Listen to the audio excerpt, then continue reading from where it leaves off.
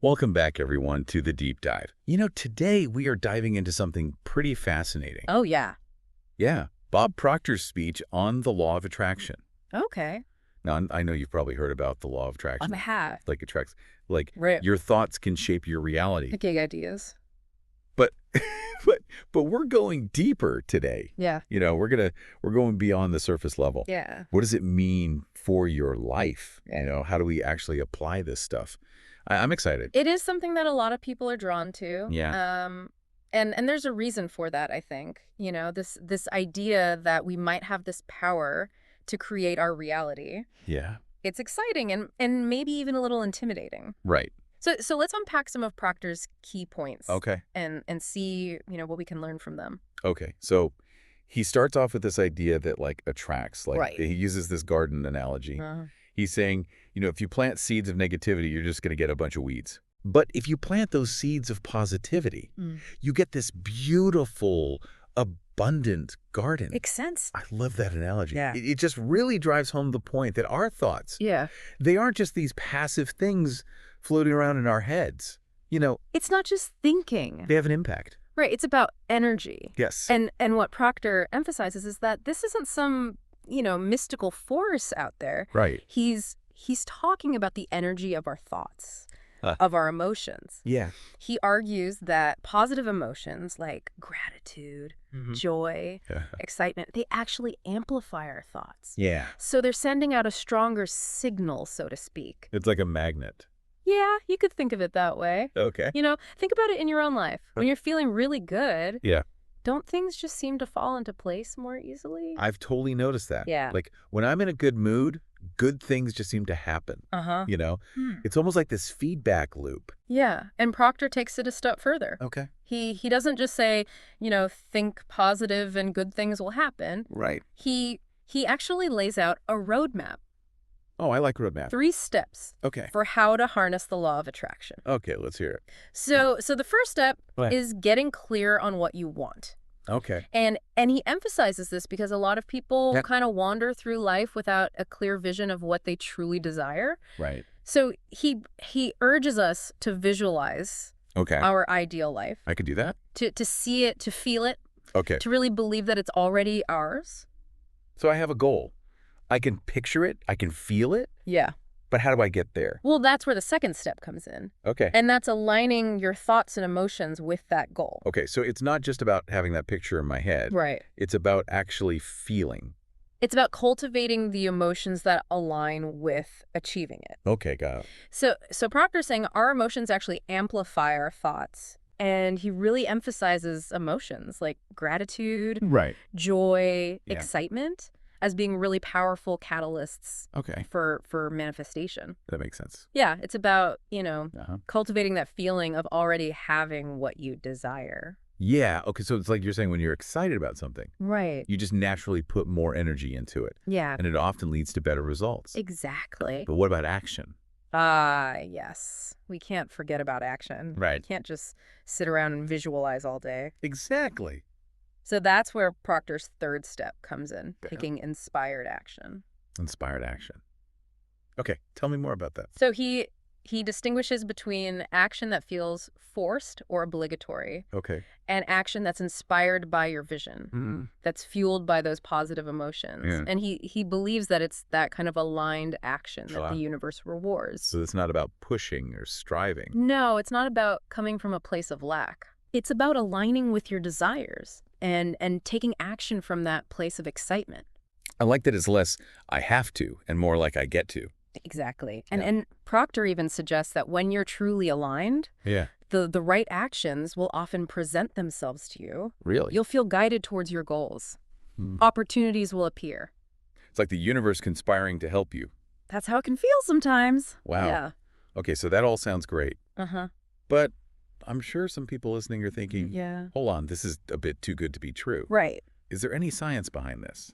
Well, that's a great question, and it's one that Proctor addresses. Okay. He argues that the law of attraction is actually grounded in scientific principles, So, particularly quantum physics. okay. So he points to this idea that thoughts are energy, Yeah. and that energy can influence matter, Like that mind-blowing concept from quantum physics, Right. where observation can influence particles. Exactly. Like our thoughts are shaping reality. Yeah. Now, it's important to note Okay. that while there are these connections to scientific principles, the law of attraction itself isn't a scientifically proven law. Right. It's more of a philosophical concept, you could say. Okay. But the idea that our thoughts and beliefs can have an impact on our reality, that is supported by a growing body of research in fields like neuroscience and psychology. So even if we don't fully understand how it works, Right. it seems like there's something to this power of belief. Yeah, and Proctor himself acknowledges that the law of attraction isn't about magic. Okay. It's not about sitting back and wishing for things to happen. It's about aligning your thoughts, your emotions, your actions with your desires. Okay. And he reminds us to get clear on what we want. Right. Align our thoughts and emotions and take inspired action. I like it. It's like a recipe. Yeah, you could think of it that way. A recipe for success. It's a framework for creating a life that aligns with your deepest desires. So even if you're not totally on board with the law of attraction, right, these principles can still be really valuable. Exactly, because it's about taking control of your thoughts. Yeah. Taking control of your actions. It's empowering. And that's what I think makes this whole topic so fascinating. Yeah. You know, it challenges us to consider the power of our own minds and the potential we have to shape our reality. Well, I am loving this conversation. Yeah. This is so insightful. Good. I can't wait to keep going. Me too. We're going to dive even deeper into these ideas in part 2. I'm ready when you are. All right, let's do it. Yeah, it really is remarkable. It is. This idea that we might have more control over our lives than we often realize. Right. I mean, it's something that people have been thinking about for centuries. I know, and Proctor really emphasizes this. Yeah. This personal power. He's like, we're not just, passive recipients of fate. No, we have the ability to create. We can create our own reality. And what I find so fascinating is that it's not just about achieving material success or, getting what you want. Right. It's about aligning your thoughts, your emotions, and your actions with your deepest desires, with your purpose. It's about becoming the architect of your life. Exactly. It makes me think of those moments when everything just seems to flow. Yeah. Like you're in the zone and opportunities just kind of appear. Is that what Proctor's talking about? He might say that's the law of attraction in action. Okay. When your thoughts, emotions, and actions are all in harmony with your desires, it can create this really powerful momentum. Like you're tapping into this universal force. Yeah, it's like the universe is supporting your intentions. Okay, so let's say I'm on board with this idea. Okay. I'm visualizing my goals. I'm cultivating those positive emotions. Yeah. And I'm taking action. But what about the things that are outside of my control? Life throws us curveballs. It does. There are unexpected challenges and setbacks.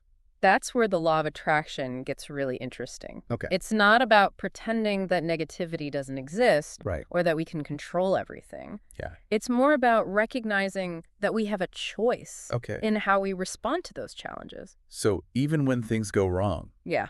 we still have the power to choose You got it. our perspective and how we react. It's about reframing those challenges as opportunities for growth, as learning experiences. So it's about shifting from a victim mentality to a creator mentality. Exactly. And Proctor reminds us that the universe is always responding to us. Okay. So even when we're faced with adversity, if we can maintain that positive outlook, focus on what we want to create, we're more likely to attract circumstances that support our intentions. I can see how this could be really powerful. It is. For navigating life's ups and downs. That's the essence of Proctor's message. Yeah. It's recognizing that we have agency, even amidst chaos and uncertainty. It's empowering. It is. Okay, so we've talked about the power of positive thinking. And aligning our thoughts, emotions, and actions. But is there any evidence to support this? That's a good question. Or is this all just wishful thinking? Well, the law of attraction itself isn't a scientifically proven law, but there's a growing body of research in fields like neuroscience and psychology that supports this idea that our thoughts and beliefs can have a real impact. Like what kind of research are we talking about? Well, for example, studies have shown that practicing gratitude can actually rewire our brains. leading to increased levels of happiness and well-being. Interesting. And there's a wealth of research on the placebo effect, Oh, yeah. which demonstrates the power of belief to influence our physical health. So even if we can't fully explain it scientifically, Right. there's evidence that our thoughts and beliefs have a real impact. Exactly, and I think that's what makes this exploration so compelling. Yeah, It bridges the gap between ancient wisdom and modern science. it does. It's about recognizing that we're more than just physical beings. Right. We're also energetic beings. Okay. And our thoughts and emotions create a ripple effect in the world around us. And Proctor takes it a step further. He does.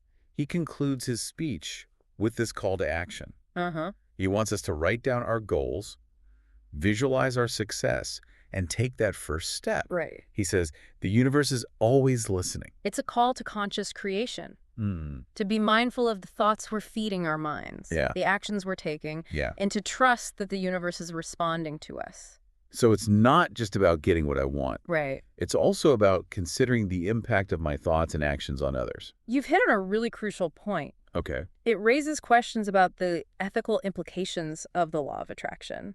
If our thoughts and beliefs have the power to influence our lives and the lives of others, then we have a responsibility to wield that power wisely. That's a big responsibility. It is. So it's not just about personal gain. No. It's about contributing positively to the world. Exactly. Wow, this conversation is really making me think. Good. If our thoughts really do shape our reality, Yeah. it changes everything. It does. It invites us to take a more active role in creating our lives and to recognize the interconnectedness of all things. We've covered so much ground already, We have. but I feel like we've only just scratched the surface. There's always more to explore. There is. And that's the beauty of these deep dives. Right. They spark a chain of questions and insights. Before we wrap up part 2, Yeah. I want to touch on something you mentioned earlier Okay. about the placebo effect.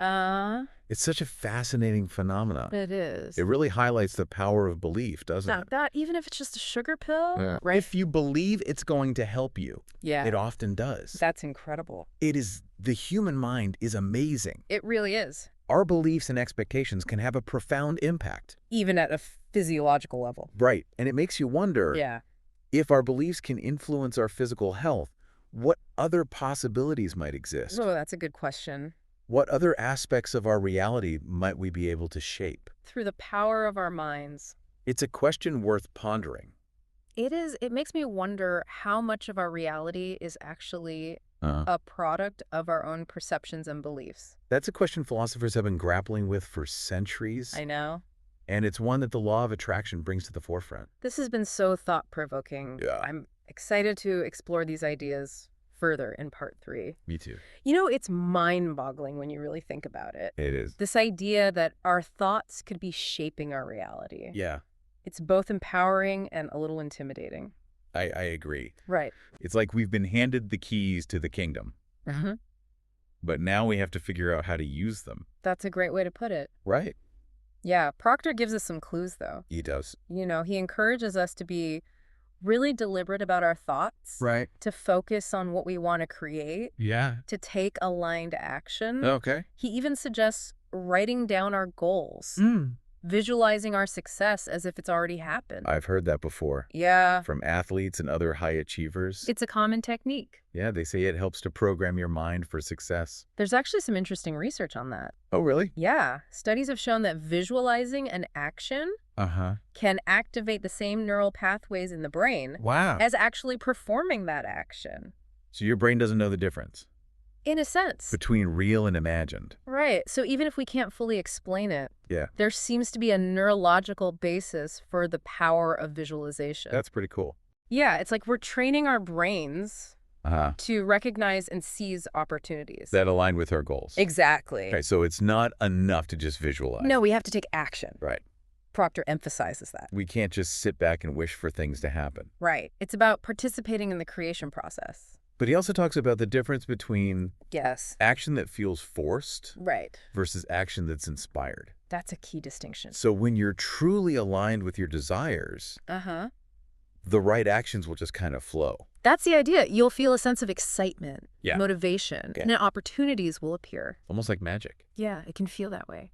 So as we wrap up our deep dive Yeah. into Bob Proctor's speech on the law of attraction, What's the one key takeaway you hope listeners will remember? I think the most important message is this. Yep. We have the power to shape our reality Okay. through our thoughts, our beliefs, and our actions. But a powerful message. It is, and it's both an incredible opportunity and a profound responsibility.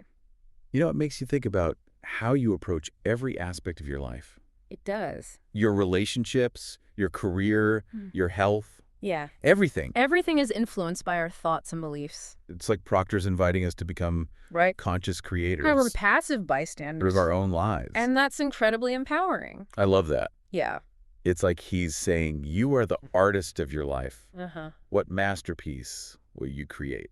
Beautiful. This deep dive has been so insightful. I'm glad you enjoyed it. I hope it sparked some new ideas for our listeners. Yeah. And inspired you to explore the power of your own mind. That's what it's all about. Thanks for joining us. Always a pleasure.